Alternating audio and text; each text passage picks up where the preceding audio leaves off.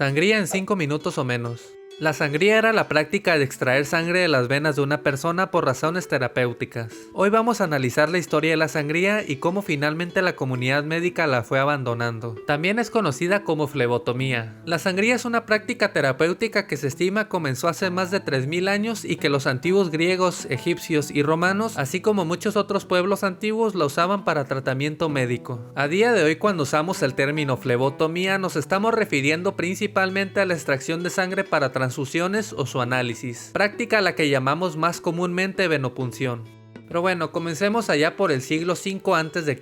Hipócrates, un médico griego antiguo que fue una de las figuras más importantes de la historia de la medicina, practicaba la medicina de acuerdo a la teoría humoral. Esta teoría postulaba que había 4 humores clave o líquidos en el cuerpo humano, y que los desequilibrios de estos humores eran responsables de muchas enfermedades físicas y mentales. Según la versión más influyente de esta teoría, estos humores eran la bilis negra, la bilis amarilla, flema y sangre. Años después, en el siglo II a.C., Galeno, un famoso médico romano que también se apegó a la teoría moral, promovió la arteriotomía, un método de sangría como un medio para restablecer el equilibrio de los 4 humores y tratar una variedad de síntomas. Según Galeno, una incisión de sangrado en las venas detrás de las orejas podría tratar el vértigo y los dolores de cabeza. Además, dejar que la sangre fluya a través de una incisión en las arterias temporales que se encuentran en las sienes podría tratar las afecciones oculares. El principio detrás de la sangría es extraer un poco de sangre de forma controlada para que el paciente no acabe desangrándose. Algunos médicos contemporáneos de la época de Galeno llegaron a criticar este método. Habían casos donde a Galeno se le pasaba la mano con sus pacientes, derramando tanta sangre que los médicos presentes bromeaban comparando al enfermo con un animal sacrificado. La sangría siguió desempeñando un papel en la medicina de toda Europa medieval y persistió como un método terapéutico común hasta el siglo XIX, cuando poco a poco comenzó a pasar de moda. Los instrumentos que los médicos usaban comúnmente para sangrar iban desde bisturís de aspecto siniestro hasta herramientas y métodos que algunos practicantes de medicina alternativa todavía usan en la actualidad. Que no olvidemos, la medicina alternativa es una pseudociencia. La sangría fue particularmente popular en la Edad Media cuando los médicos lo usaban no solo para tratar enfermedades sino también para prevenirlas. Algunos tratados médicos medievales y del periodo renacentista presentaban ilustraciones detalladas de los puntos del cuerpo donde era apropiado realizar incisiones de sangría. Esto según la parte del cuerpo afectada por la enfermedad. Prácticas e ilustraciones médicas similares se extendieron hasta el sur de Asia y Medio Oriente. En la Europa medieval y renacentista, la sangría se había convertido en una terapia tan común que los barberos cirujanos la practicaban. Escuchaste bien, barbero cirujano. Estos individuos eran hombres que podían recortar el cabello o la barba de una persona, así como sacar los dientes muy dañados y extraer sangre. Después de la Edad Media en Europa del siglo XVIII, los cirujanos continuaron usando la sangría como tratamiento para la fiebre, hipertensión, neumonía y edema pulmonar. Algunos médicos tenían usos aún más amplios para este método supuestamente terapéutico. Por ejemplo, John Hunter, uno de los antepasados de la cirugía moderna, describió varios otros usos de la sangría, incluso en el tratamiento de la viruela o la gonorrea. Y no te gustará saber cómo trataba la gonorrea con sangría. La sangría todavía era bastante común a lo largo del siglo XIX, aunque a principios del siglo XX gradualmente se estaba volviendo impopular, tanto entre la comunidad médica como entre el público en general. La sangría comenzó a perder terreno en parte gracias al trabajo del médico francés Pierre Charles Alexandre Louis, quien comenzó a cuestionar este método terapéutico en la década de 1820. El enfoque de Louis fue observar el número de pacientes que habían recibido esta terapia, determinar si la sangría realmente había hecho más bien que mal.